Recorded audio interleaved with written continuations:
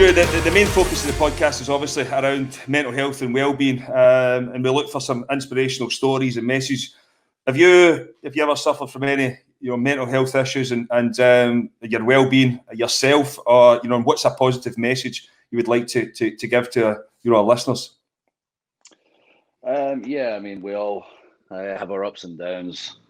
Some people more than others. I didn't quite realize, how bad I was kind of suffering when I was younger, and it wasn't until I, kind of reached out and was more honest with my support group, with my family, and especially with my wife when I met her 7 years ago and started opening up more. And it felt good to get those feelings out and let them out. And like I say, it's okay to not be okay. Like I know you've got the Chris Boyd charity.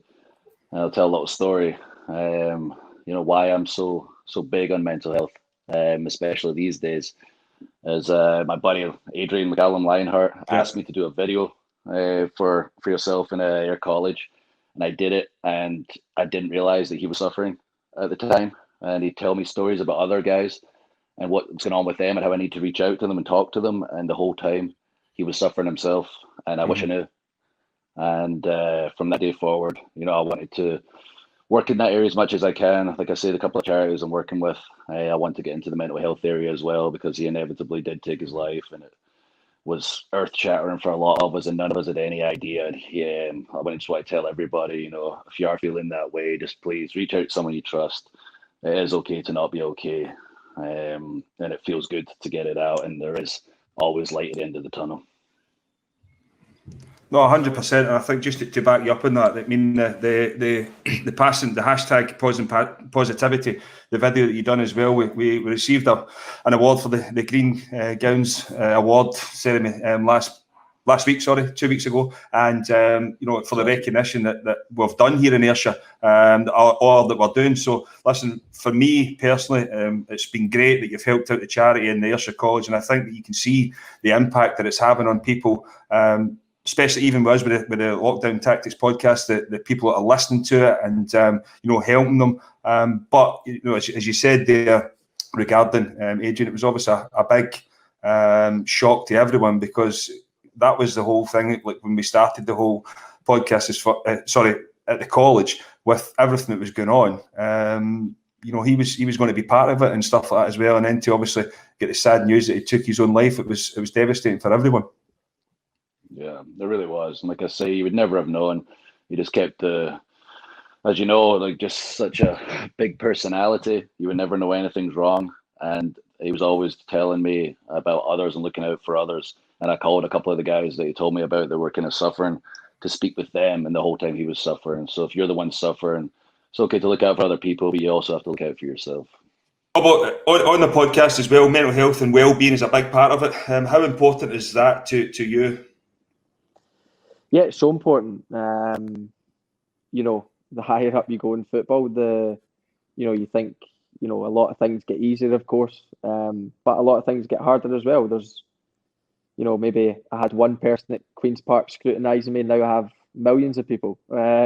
So it gets harder. Mental health is a big thing for me. I always take time to, I think me and my missus over the last couple of years have got, me in particular, I've got a lot better at kind of opening up to her a bit more. I was always one to kind of deal with my own problems. As you take a lot on as a footballer or being successful. You look after your family, you take on all their problems sometimes, and you're the kind of figurehead of that. And I sometimes forgot about my own problems, and being able to talk to her and being able to talk to my mum and dad, I think we're a lot more open as a family now. We've always been really close, but it's always been about the good times, not, and people do go through bad times. So for me, it's really important. For me, it's so important that I speak to these people and I can open up and things like that. We got the club hired a psychologist. It was the start of this season, I think, because they realised how important mental well-being is, and pretty much all the lads have seen him. He's been a massive help for me in terms of worries or concerns or anything, even the smallest of things. Once you start speaking about it, you feel so much better. You feel a weight's been lifted off your shoulders, and you feel I always you know, when I speak to him or I speak to my missus, I always feel refreshed when I come out of it. So for me, it's so important. You know, if I couldn't do that, then I'd probably hide a lot of things and block a lot of things up. And, you know, that's when you start getting a bit more tense and, you know, you maybe take it out in people that you shouldn't, or, you know, you can't perform to the greatest, you know, the highest up you can. So it's something I've always looked into. Even over lockdown, I started looking into like meditation and stuff, and taking time to, you know, think about yourself and relax the brain and everything. And that seems to have made a big difference. I know quite a few of the lads do that at Liverpool as well. So look, at stuff that I'm quite on top of, and I enjoy looking into it because mental well-being is so important, and that's why what you guys are doing is so important and incredible, because if you can even reach out to one person, then you're making a massive difference. And the hardest thing, especially for footballers and stuff, is to speak out. But as long as you find that one person, then that's all that matters. And I've certainly got more than one. And you know, if I didn't have them, then, you know, I'd probably struggle a lot more than I do. Robert, see, just to touch on that, do you, like, you obviously, you said that at the start, you struggled to open up and speak to your missus and your mum and dad and that at the start and everything. Was there something, and you don't need to answer it, was there something that changed with you, with having the wee one coming along? Did that change you as a person? Can you take time? Yeah, look, obviously, you know, when you become a father, a lot changes. But it also probably, you know, sometimes got to a point where, you know, your attitude would maybe be different and stuff. And it always helps if your missus can understand that. And I just, you know, she opens up to me, I open up to her, and we have that good relationship with the kind of stuff. So, you know, it's so important. But the first time was definitely the hardest. I was always somebody that blocked up all my problems, and I dealt with them myself, and I went in their way and deal with them, and I took quite a lot of other people's problems on board, and I tried. That was my way of kind of blocking it out. I tried to help all them instead of helping myself, but my problems weren't getting resolved, and theirs maybe were. So the first time I opened up to it was probably harder, but now it just becomes a conversation, and we've both got concerns, we've both got worries. Of course we do. We're parents. We're everything else. So you know, it's important to find that person, whether it is a psychologist, whether it is your missus, whether it is your mum and dad, brother, whatever it is.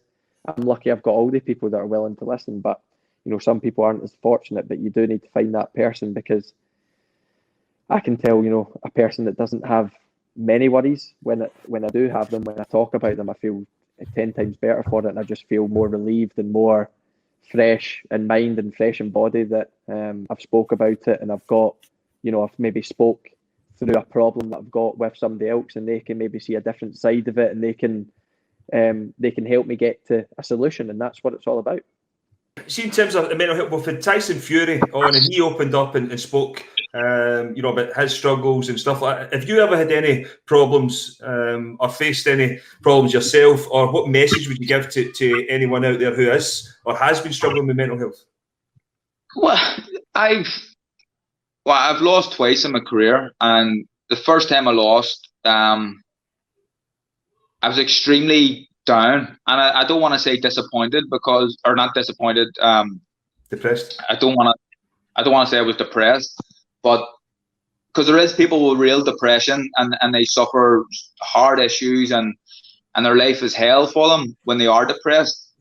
I was very, very upset. I don't think I was depressed, but I think that what pulled me out of that was my wife, really, and my wife and my family network, and the support network I had around me, my team at the time and stuff, with the McGuigans. But it was my wife really who pulled me out of a hole. It's kind of like your phone just stops ringing. I know it's a wee bit of a cliche, but it was true. Like, the calls weren't coming as much from people who you know, who would normally be ringing you. It was almost like you were forgotten about, and I just lost in a fight of the year contender in a close fight to a three-weight world champion who had beaten the fight before, and it was took a while for me to get over that. But I think just talking to my wife was something that has helped me. Like, she's a extremely strong, mentally strong person. Her own dad died. I never met her dad. He died of pancreatic cancer when she was 14 or 15. And for a 15 or 14-year-old, whatever age she was, to be able to come through that and be such a good person, a good positive person, it's a credit to herself. But talking is the only time I felt close to being depressed. I think just talking to her sorted me right out. A lot of times that you feel that you're uncertain of yourself, things are not maybe going as well as you want, or there are things that happens that you're not control of. I mean, I had during my time in Scotland, I had a brother that was on drugs, and knowing the things I knew and about him, and having to go out and perform week in, week out, it wasn't easy. I mean,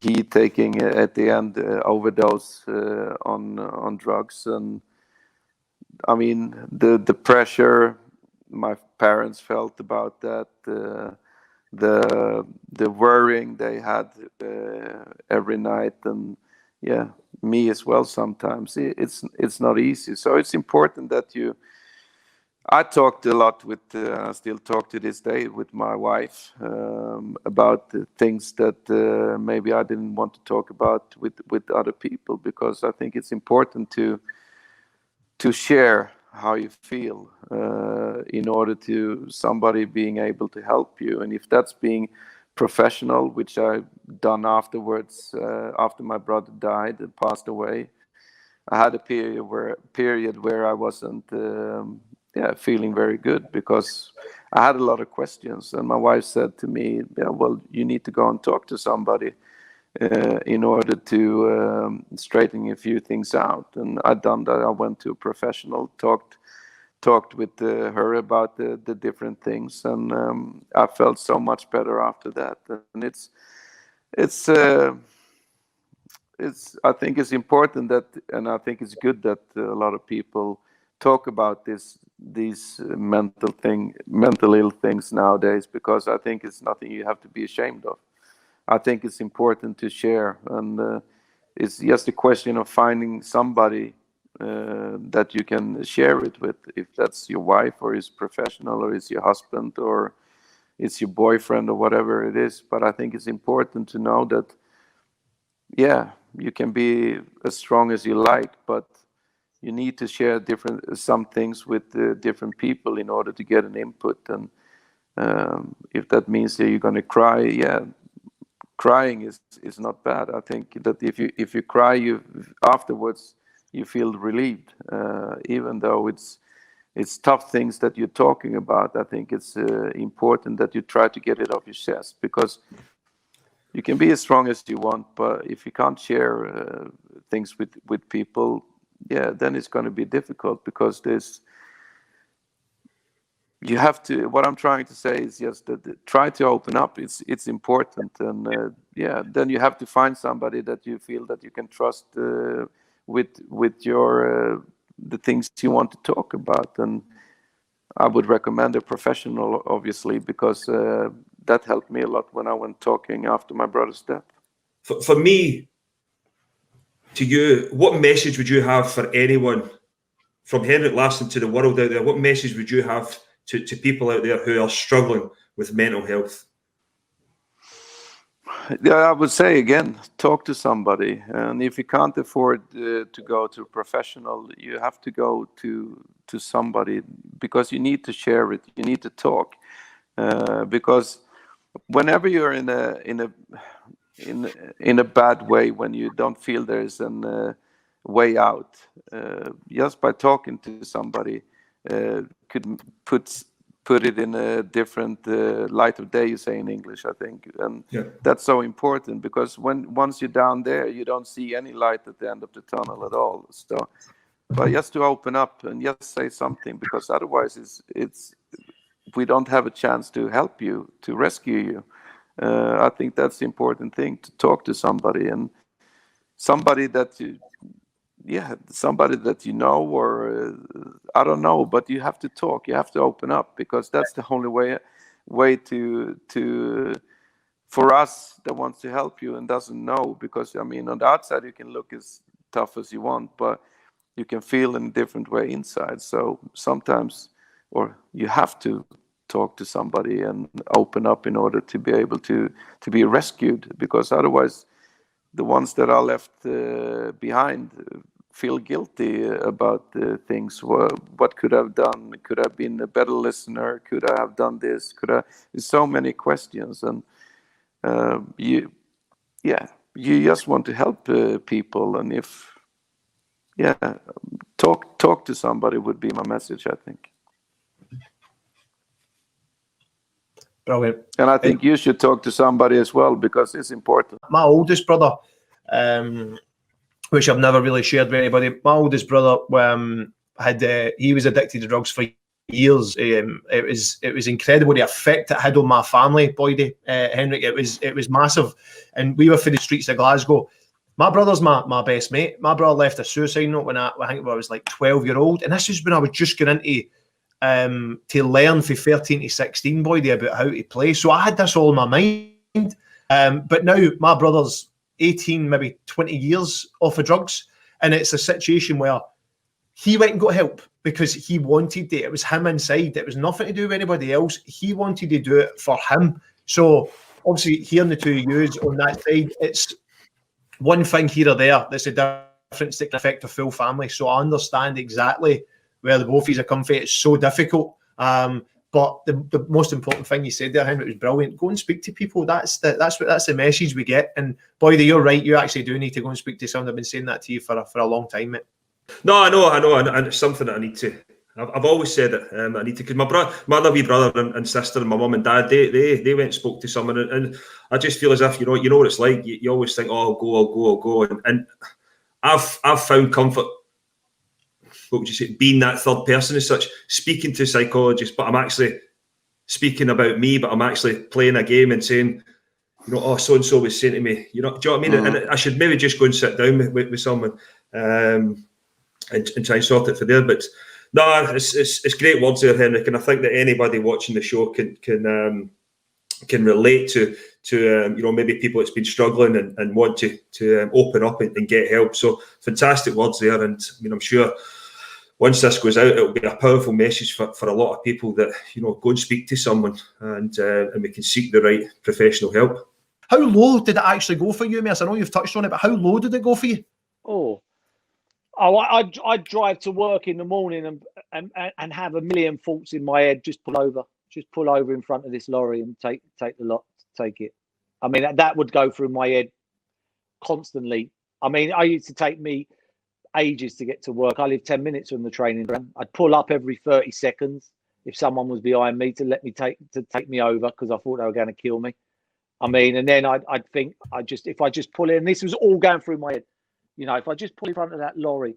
But I never thought there was nothing wrong with that, because no one talked about mental health in them days. There was no mental health. If I'd have gone to someone, if I'd have gone to someone and gone, you know what, this thing's going through my head, I want to kill myself. One, the club will go, wait a minute. You think the club are going to go, wait, get rid of him, he ain't right.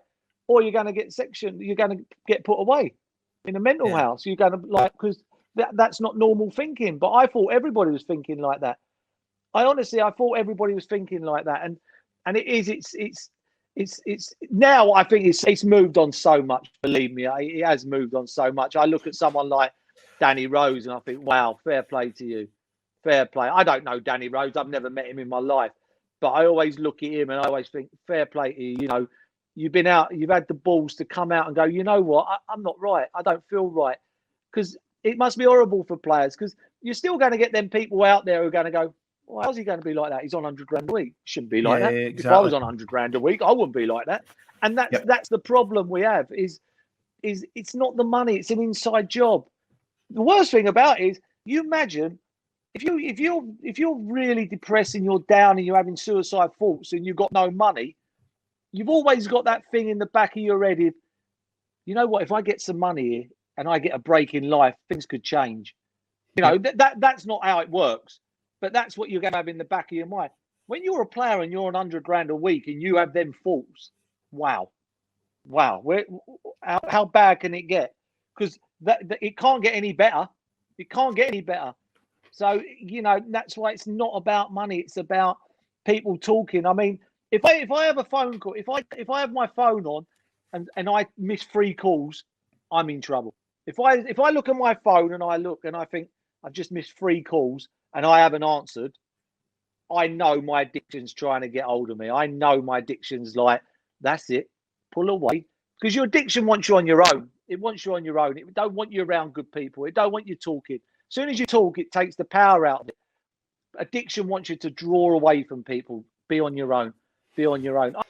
Your highlight of your life or being part of was actually out there with your little girl. Yeah, Building and my little boy, like building that you know, the house for them to play in out the back door with the barbecue and everything. So, see, for anyone out there who might be struggling right now, you know, what advice have you got for them? I talk to people. There is a way out. I mean, it is. I mean, you don't. This is the problem. As I said, addiction keeps you on your own. Do you know what I mean? And it will keep you away from people. You've got to talk to someone. I know it's hard because some people are always going to have the fear if they go and talk to someone at work, they might lose their job. If they talk to their wife or their girlfriend, they might leave them. And all this goes on in your head. You're always going to magnify everything. You always think of the worst. And I just think you need to talk to people. You've got to talk to someone. See, when you're speaking about your wife, yeah, like you're causing an argument to go in it. Did she not know what was going on, or was it just like, well, from what I'm trying to say is if she knew that you were I'm going to cause this argument to get out? Like, is it important that people who are living with people with addictions and fighting, you know, battles daily, that they've got to understand more about, you know, what the person's going through? You know what I think? I think the family suffer more than the person. In person, yeah, personally, I do. I think that's the problem. You know, my wife didn't want me there. She didn't want me there. Why would you want someone who's drinking and gambling our future away? You know, you don't want that. Lucky enough, she loves me, but you know, I had to go and get help in the end. And the only one who could help himself was me. She could beg me as much as she wanted, and please, come on, Paul, please, for the kids. And I love my kids dearly.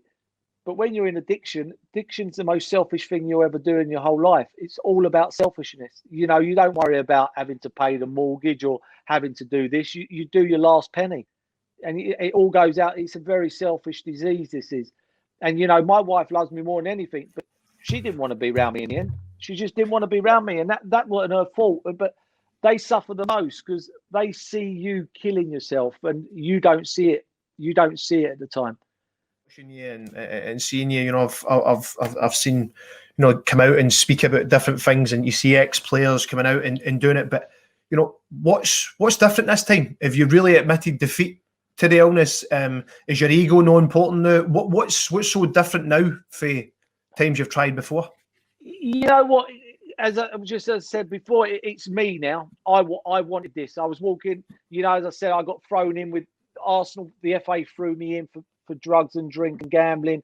Walsall threw me into a treatment centre for gambling.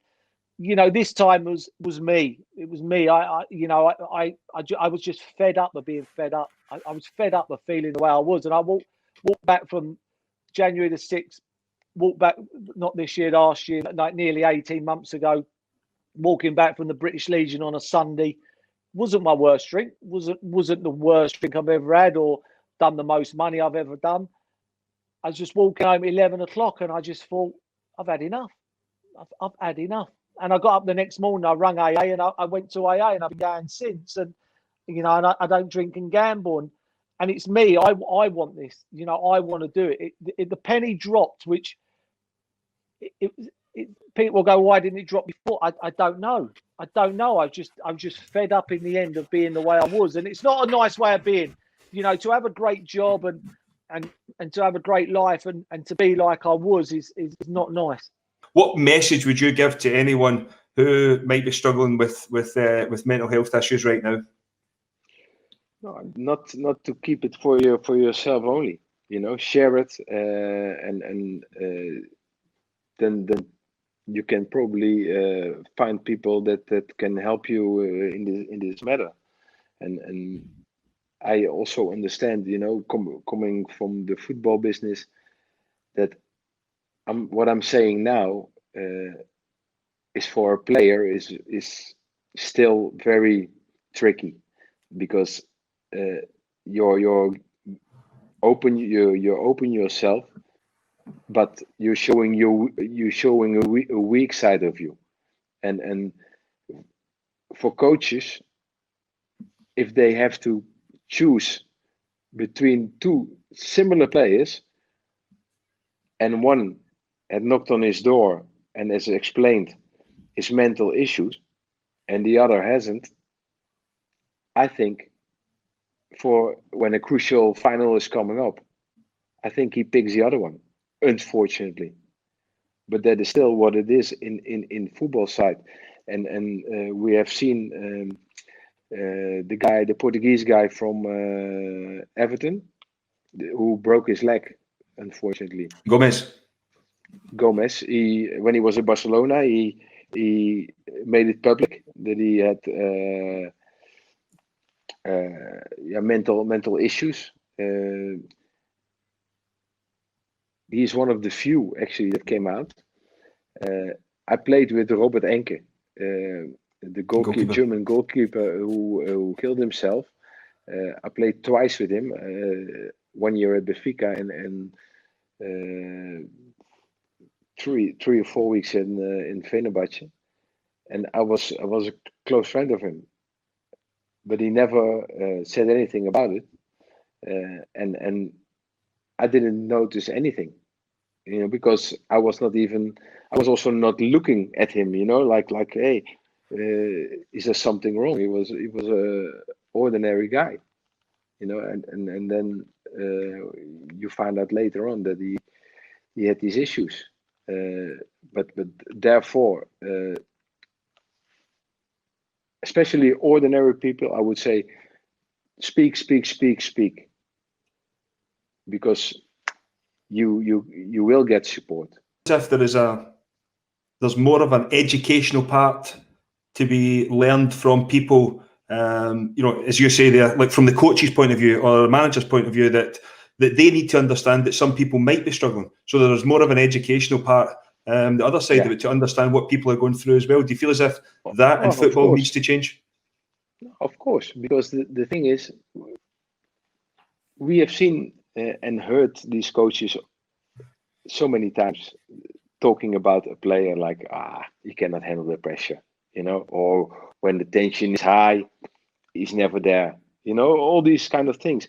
And they look at it as it is a kind of disqualification for the player, like a lack of a certain quality, and they immediately put these players aside, and I think that should not be the case. When you spoke earlier about going on the golf course and then saying, right, I'm going to take a week away and then I'm going to go back to the course in a couple of weeks' time, and then that didn't really work out, and then right, I'm going to have a month off and I'm going to go back. You said that you didn't speak, you didn't want help and everything. So for anybody listening to this right now, for people out there who say, it's okay, I'll get back to work, it's okay, I'll get back to doing this, it's okay, I'll get back to, like, you need to go and tackle the problem, the issue right now, rather than saying, that's okay, further down the line I'll be okay. You need to go and address, the problem as it stands. 100%. I bottled it up inside, and you can describe it however way you want. Like, you just keep filling a bin up and you just keep like shoving it down until it's going to explode somewhere.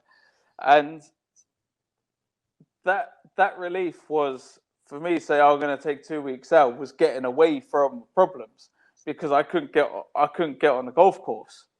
I couldn't play. Mm-hmm. So for me, I'd get away and I'd be fine off the golf course, not a problem.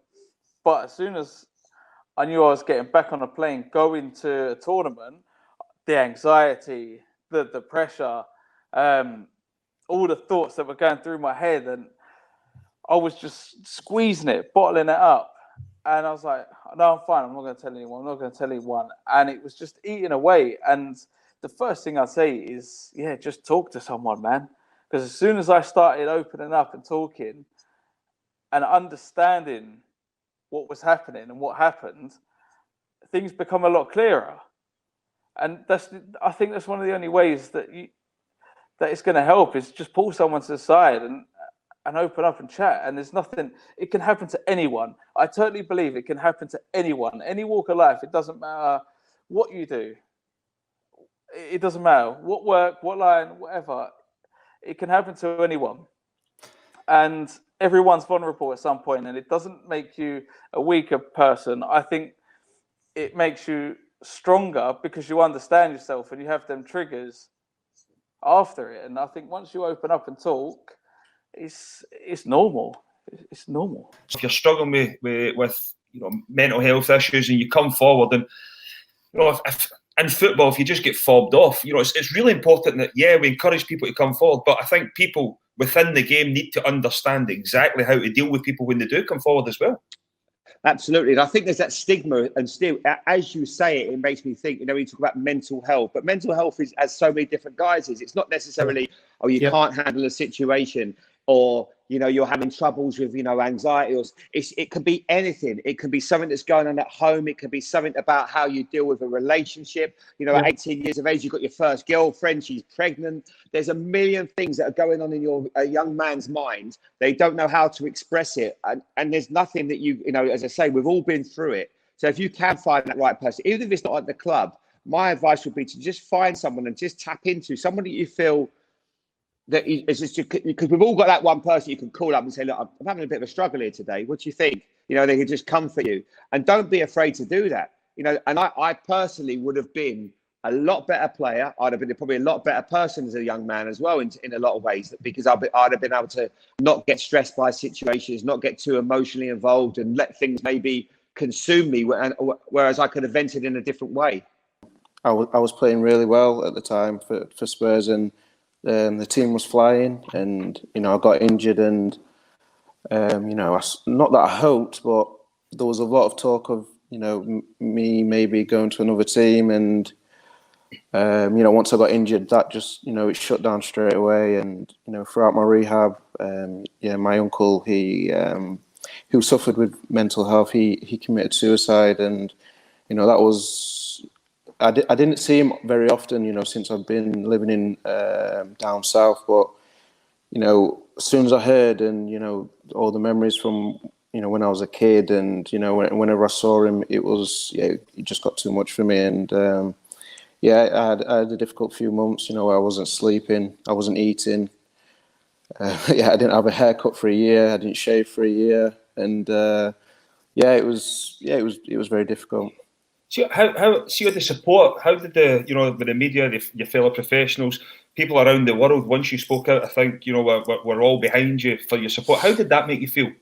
It was brilliant, to be fair. The next day, obviously, when the story broke out, and we had a game for the national team against Costa Rica, I think, and so obviously the news had broke out, and I got really emotional when I was just reading that it came online and what people had to say, and the text messages that I'd received, and then we had a meeting with the national team in the morning, and the manager had mentioned the news had broke out, and all the staff and the lads offered the support, and it was really overwhelming. See on that, did you feel as if it was a weight off your shoulders?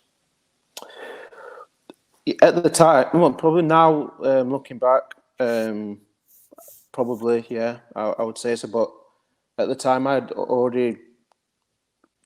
think I already dealt with it. So when I had announced it, that was, the year before. So I thought to myself that I was already past, that stage of my life. But obviously, so we had that game that day, and one of the Costa Rica players, he'd pulled me to a side at half time, and he just said, thank you so much for what you've done. You've helped me out massively. And it wasn't until then where I thought, wow, that, I've had a chance to, maybe help other people for, the past year and a half. And, I've not used my platform or, the voice that I may have to do so. So it wasn't really until then where I thought that, it was a huge weight lifted off my shoulders, and that I could help other people. I understand it. Nobody in my family understood mental health issues. They never understood it. It was just like an alien subject. Coming from the family I come from, to say, oh, I've got this weakness or that weakness is looked upon, I would be considered as like a weak person. So I thought in my mind, so I didn't tell anyone about it. I didn't tell my dad, didn't speak about it, because I thought people laugh at me and stuff like that. Up until 16, until I had a mental breakdown, I had to come out with it. And it was the best and biggest thing I ever did in my life. Open up about my mental health problems, and to see so many others struggling with the same stuff. And I've become a mental health ambassador for it over the years, and for speaking out in public about it so openly. I believe that the sooner you talk about it, the sooner you get help, the sooner you can get well again. And I'm a big believer in communication. What can we do, as not just a country, like us and with this podcast, yourself and what you're doing, the authorities, the government, everybody worldwide, what can we do to change, the whole, not so much stigma, because a lot of people are speaking about it now and they're trying to make a difference. But it's getting better, isn't it? But listen, it's very simple. Like the more normalized it comes, the better things will be. So what you guys are doing now is great. You're going to make a difference of what you're doing and the topic that we're speaking about. There's always someone listening. There's always someone listening in, and it will ring true. It will hit home. So as long as you're affecting someone's life with what you're trying to achieve and do, that's how we keep getting better with things. Like, the more people speak, the more people talk, the more normal it becomes, and therefore we can start adjusting. Because I think it's definitely we've still got a long way to go. But again, I think I can only really speak about depression because that's what I experienced pretty much from a child to now. I understand and get it. I've never took medication, but whether that's right or wrong, what worked for me may not work for someone else. But what worked for me was to believe in my sort of fight it mentality. I've got this far fighting it, and I am.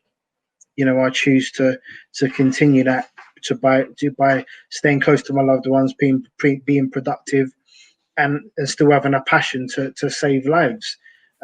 Ultimately, all over the world. That's what I feel my vision is.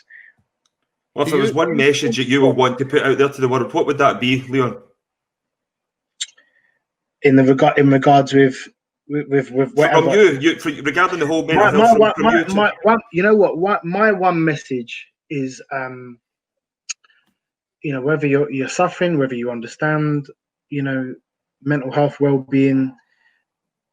I feel like when you try, you win in life. So, as long as you continue to keep trying, you'll never fail. And the reason I say that is because so many of us just give up completely on life because maybe, we've lost a loved one, or we've gone through separation, or, something very traumatizing has happened in our life. And we have the tendency to maybe just fuck it off. Do you know what I mean? And my message is I understand what it's like to be looking up, and I also know every time that I've fallen, and I've fallen bad many times. I've achieved a lot, but I've also fallen badly along the way. Every time I've got up, I always feel like I've become a greater person than I was when I was once down. Yeah. So my point is to continue to keep trying, because you'll get to a point where you will be resilient enough to understand what's going on with you, but also understand when it's time to fight back. You'll be able to fight back in such a way that it will not only affect your life, but make a massive difference to everyone else's.